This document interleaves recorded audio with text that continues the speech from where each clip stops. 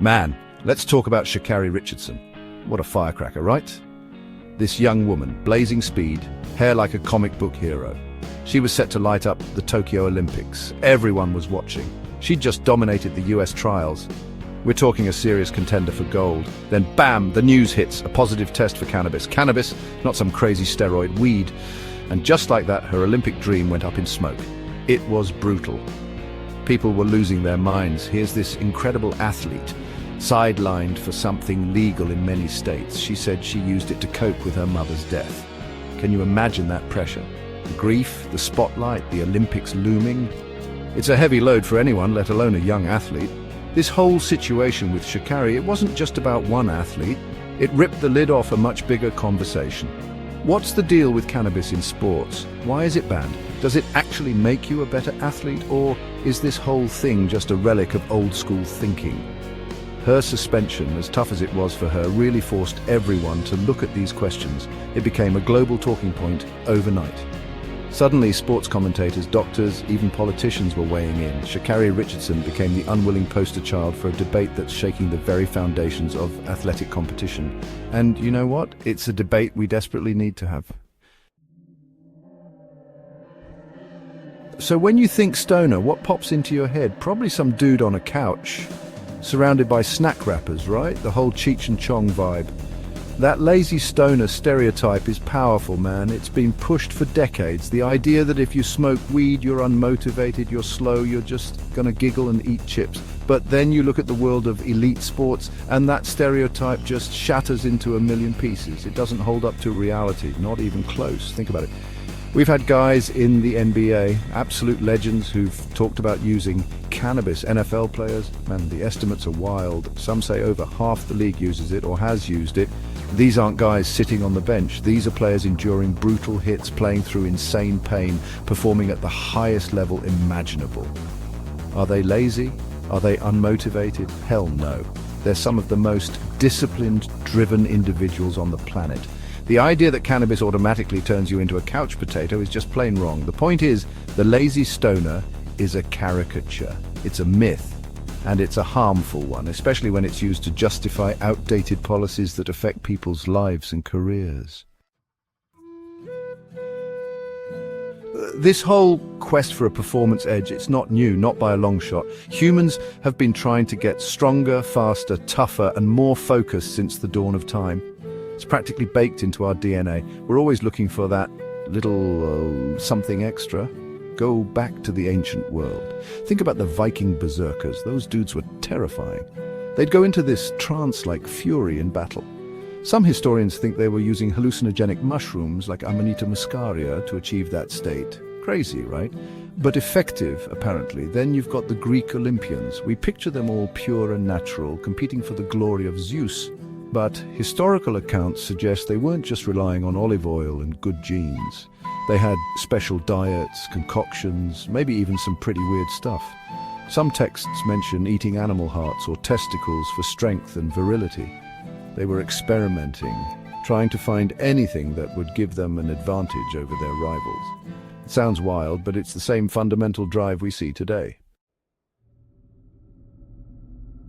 So who decides what's fair game and what's not in sports? A lot of that comes down to WADA, the World Anti-Doping Agency. These are the guys who make the big list of banned substances. And they have a set of criteria, 3 main points that a substance has to meet to get on that list. It's not just a random dart throw. Well, mostly not. The first one is pretty straightforward. Does it have the potential to enhance, or does it actually enhance sport performance? That makes sense. We don't want people juicing up on crazy stuff to win.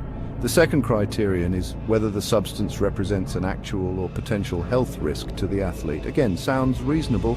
We want to protect athletes from harming themselves in the pursuit of victory. Nobody wants to see people dropping dead on the field from some experimental drug.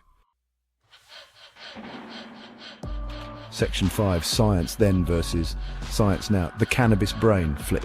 The way we talk about cannabis, the science behind it, man, it's like night and day compared to a few decades ago. Back then, a lot of the research was, let's be honest, driven by a desire to prove how bad it was. Think about reefer madness, pure propaganda.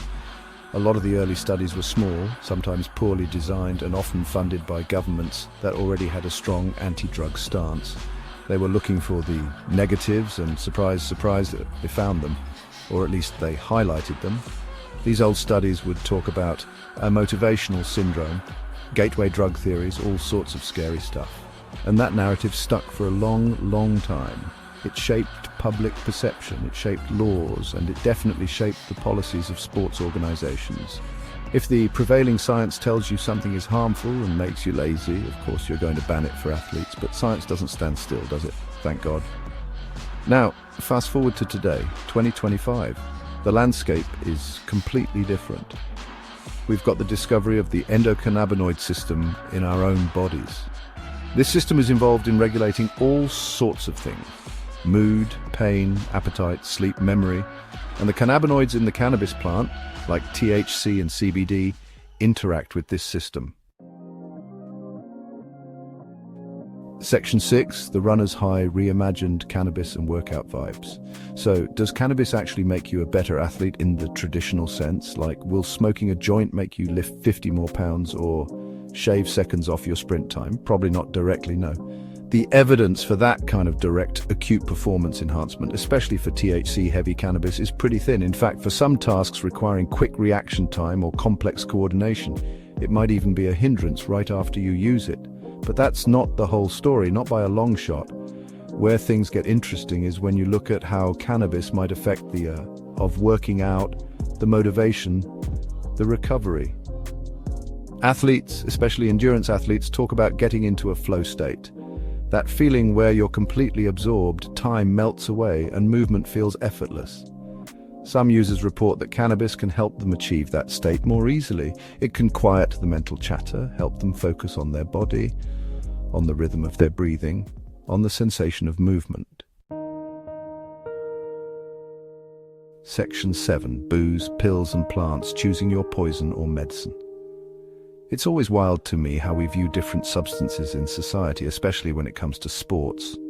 Alcohol, for example, it's everywhere in sports. Beer companies are massive sponsors. Champagne sprayed on a championship podium.